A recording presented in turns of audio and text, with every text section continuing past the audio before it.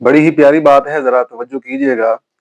کسی نے کہا ہے کہ کل انسان یراک بعین طبعہ، کہ ہر انسان آپ کو اپنی فطرت، اپنی نیچر اور اپنی عادت و اطوار کے مطابق دیکھتا ہے، گویا کہ سامنے والا اس کے لیے ایک آئینہ ہے۔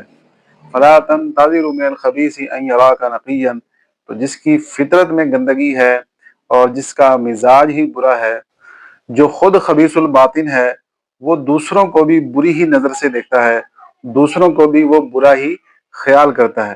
تو ایک شاعر نے بڑی پیاری بات کہی کہ محبت کی چوٹ دلوں پہ لگتی ہے یکساں، محبت کی چوٹ دلوں پہ لگتی ہے یکساں، ظرف کے فرق سے انداز بدل جاتے ہیں۔